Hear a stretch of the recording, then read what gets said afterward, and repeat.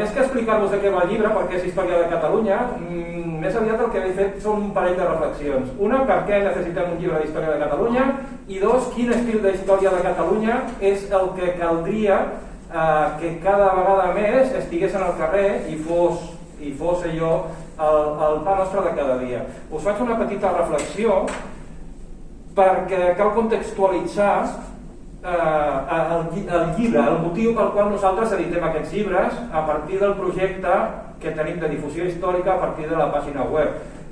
Com deia bé la Irene, hem començat un projecte d'històries nacionals i hem començat pel nostre de país, però continuarem pel d'Alemanya, seguirem segurament per algun mes, segurament Irlanda, etc. L'objectiu és al final fer-los tots, fer tot el continent europeu com a mínim. Això si arribem a tenir prou mans i temps com per fer-los tots. És a dir, que és un projecte ambiciós. De què es tracta aquest llibre de història de Catalunya? A veure, normalment la gent coneix una determinada història. La història que diem els historiadors, que no és acadèmica, però que és la història que tothom sap, entre cometes.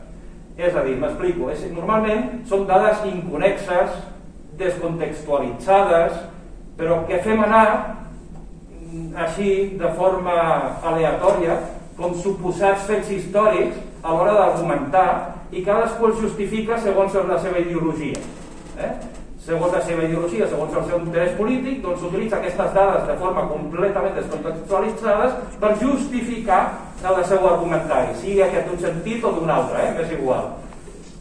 Aquesta història que tothom sap, més o menys, doncs la història de Catalunya què són? Si voleu és que podem fer pràcticament un repàs ara mateix i són 4 coses. Què sap més o menys la gent de la història de Catalunya? En general, em refereixo, si no ets historiador. Doncs què és el que podeu saber? Doncs a tothom més o menys li sona Guifré Pilós, més o menys a tothom, aquí, sí? Si fa no fa. La llegenda de la senyera, com a mínim algú l'haurà escoltat, no? El Jaume I li sonarà, ni que sigui pel carrer, i per la parada de metro, també més o menys a tothom li sona.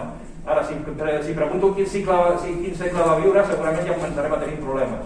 Però com a mínim a tothom li sona Jaume I. Què més? Els segadors, a tothom li sona els segadors, més que res per l'himne, sàpiga o no la lletra. Ara, si li pregunto si li sonen els segadors, sí. Si potser se sap la lletra, també. Però quan li pregunti el context de la guerra dels segadors, ja començaríem a tenir problemes. Però és aquella història que tothom sap. És la dada inconexa i descontextualitzada. I potser l'11 de setembre, perquè cada any celebrem la Diada. Ara, a favor de quin rei anaven els austricistes? Si pregunto això, ja l'hem espifiada. Però com a mínim us sona l'11 de setembre. I a partir d'aquí, poca cosa més. Coneixem la Renaixença, ens sona que va haver una revolució industrial, i llavors, més o menys, es veu que van afusellar un president, però no me'n recordo si era el Macià, si era Companys o si era un altre. Vull dir, ja se'n confonen les coses. I després va haver una guerra civil, i llavors va venir un senyor que té el nom de Fuet a dins d'un balcó, que ja sóc aquí, i s'ha acabat la història de Catalunya. Aquesta és la història que més o menys tothom sap. No sé si m'he deixat alguna cosa o si a algú li sona alguna cosa més a part d'això. I després hi ha un tema d'edat. La gent més gran, que aquí no n'hi ha gaire de gent gran, aquí tots som joves, o que estic veient. Clar, encara recorda la història que va aprendre, li dic història per no dir-li adoctrinament nacional catòlic, que és el que jo us donava. Jo soc molt reticent a dir una història d'allò, però la gent que va estudiar durant el franquisme i fins i tot els primers anys de la mala anomenada transició, que jo li dic restauració borbònica, en el llibre surt així, segona restauració borbònica, el que va aprendre són tota una sèrie d'adoctrinaments del cànon nacionalista espanyol que la gent té gravada a foc en el cervell, que són, també podem fer un repàs així de 4 o 5 coses ràpides, que eren, teníem els pobles aquells, que es van barrejar i van formar els septíbans, i de llavors ençà ja som una unitat en el destino, m'equivoco? L'Espanya sempiterna fins al gran Caudillo, que hizo la cruzada contra los rojos, que era Franco, y entremig hi havia unas cosas que van pasar los reyes gots, pasó el Cid, después vinieron los reyes católicos, y esto ya fue una España grande y única, vino el gran imperio donde no se ponía nunca el sol, y poca cosa más, y después ya vino Franco y arriba España. Y esta era la historia que se enseñaba, que comenzaba con Adán y Eva y acababa con el caudillo. Fantàstico, esto, alegria. I aquesta és la història que normalment la gent coneix per edat. I els més joves, dius, els més joves ja ho hem arreglat, no? Perquè van al cole i al cole ho han après. Pues tampoco. Iba a decir un taco, però me lo ahorro. És a dir, tampoc. És a dir, avui dia els generals que van a l'ESO no estudien història de Catalunya com trobareu en el llibre.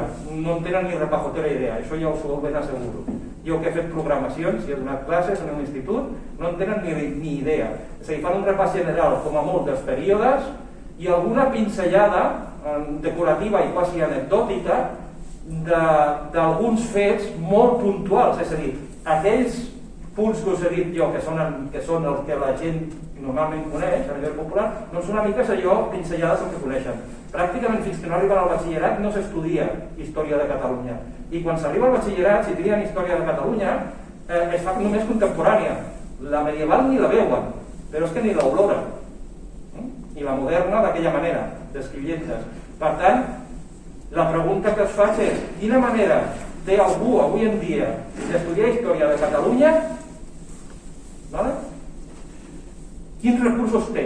És a dir, algú que avui, qualsevol dels que estem aquí, de nosaltres que estem aquí avui, que vulgui estudiar història de Catalunya i conèixer-la, on va? Què fa?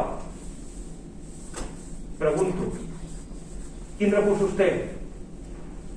Són realment, doncs, la resposta és que no n'hi ha cap, ja li podeu donar voltes.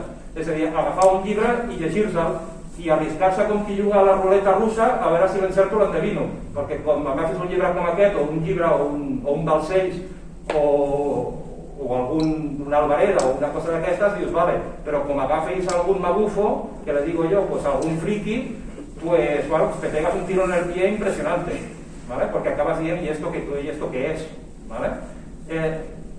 Llegir llibres, anar a un curs d'història de Catalunya no existeixen. És a dir, aquest llibre ha sortit per donar sortida al curs d'història de Catalunya que oferim gratuïtament a la nostra pàgina web. A la nostra pàgina web tenim un curs en una plataforma Moodle en què tothom qui vulgui de forma gratuïta pot fer el curs d'història de Catalunya. Això és un recurs. Fins ara què hi havia? Doncs no existia això. L'únic curs que hi havia l'oferia, per exemple, Òmnium, a determinades temporades, feien cursos d'història de Catalunya, no de tota la cronologia, sinó d'aspectes concrets, i cobraven com 80 o 90 euros per fer-los. Això és el que hi havia fins ara, i poca cosa més.